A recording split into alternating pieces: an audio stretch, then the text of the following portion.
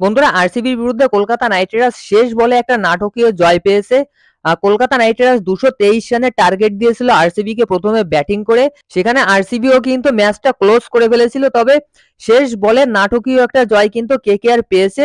তো এই ম্যাচে কিন্তু আমরা বেশ কিছু জিনিস দেখতে পেয়েছি, যেমন নো বল, দুটো নো বল নিয়ে কিন্তু বেশ বিতর্ক শুরু হয়েছে। একটা নো বলে বিরাট কোহলি আউট হয়েছে। যাই হোক, যদিও ওটা নো বল না, ফেয়ার বল হিসেবে থার্ড আম্পায়ার অ্যানাউন্স করেছে, অর্থাৎ ঘোষণা করেছে। সুতরাং আম্পায়ার যখন সিদ্ধান্ত নিয়েছে ফেয়ার বল, তাহলে অবশ্যই সেটা ফেয়ার বল। এবং সুনীল নারিন মহিপাল লোমরোরকে যে বলটায় আউট করেছে, ওই বলটাও কিন্তু একটা নো বলের বিতর্ক উঠেছে।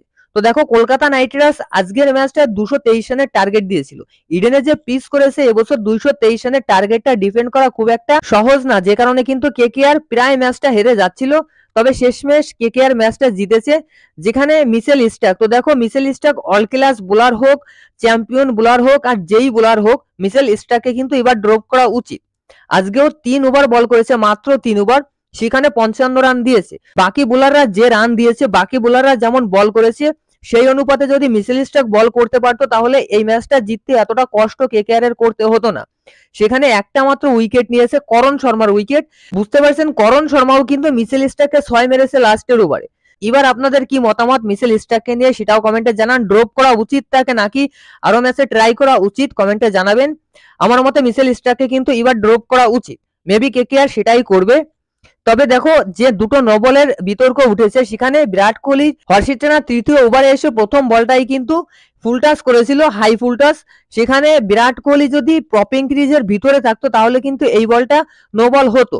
তো আম্পায়ার ডিসিশন দিয়েছে যে বিরাট কোহলি যেহেতু পপিং ক্রিজের বাইরে ছিল, সেহেতু এটা ফেয়ার বল, যে কারণে বিরাট কোহলি কিন্তু আউট হয়ে গিয়েছে। তো আম্পায়ারের ডিসিশন অনুযায়ী কিন্তু বিরাট কোহলিকে আউট দেওয়া হয়েছে। তারপর 13 ওভার 3 বলে গিয়ে মহিপাল লোমরোর যে আউটটা, এই আউটটা নিয়েও কিন্তু একটু বিতর্ক শুরু হয়েছে। সুনীল নারিন হালকা ওভার স্টিপ করেছিল। সেখানে দেখুন, যখন সুনীল নারিন বলটা অ্যাকচুয়ালি ডেলিভারি করেছে, তখন কিন্তু সুনীল নারিনের তোমার পাটা দাগের ভিতরেই ছিল। তো বল ডেলিভারি করার আগে কিন্তু পাটা একটু উঁচু ছিল, যেটা আপনারা এখন স্ক্রিনে দেখতে পাচ্ছেন। তো এই বলটাও কিন্তু ফেয়ার বল হিসেবে মহিপাল লোমরোরকে আউট দিয়েছে। তো এই দুটো নো বলের বিতর্ক সম্পর্কে আপনারা কি বলবেন, কমেন্টে জানান আপনাদের মতামত। কোনোটা কি নো বল ছিল নাকি দুটোই ফেয়ার বল, সেটা কমেন্টে জানাবেন। আর দ্বিতীয়ত, ইডেনের এই পিচটা নিয়ে কিন্তু এখন যে সমস্যা দেখা দিয়েছে, সেটা হচ্ছে যদি প্রথমে কেকেআর ব্যাটিং করে, তাহলে অবশ্যই কেকেআর কে 240 প্লাস রানের টার্গেট দিতে হবে, আর না হলে কিন্তু ম্যাচ জেতা কঠিন হয়ে যাবে। আজকের ম্যাচটা দেখুন কত টাইট ম্যাচ হয়েছে। যদিও কেকেআর ম্যাচটা জিতেছে, তো তারপরেও কিন্তু হারতে হারতে জিতেছে। বোলারদের কিন্তু কিছুই করার ছিল না। নতুন বলে যদি উইকেট না পায়, তাহলে কিন্তু রান ডিফেন্ড করাটা কষ্ট হয়ে যায়। সেরকমটা আজকেও আমরা দেখেছি। তবে বেশ কিছু প্লেয়ারকে কিন্তু কলকাতা নাইট রাইডার্সের এবার বসিয়ে দেওয়া উচিত। যেমন ভেঙ্কটেশ আয়ারও কিন্তু পারফর্ম করতে পারছে না। ভেঙ্কটেশ আয়ার আজকে একটা দুর্দান্ত ক্যাচ ধরেছে।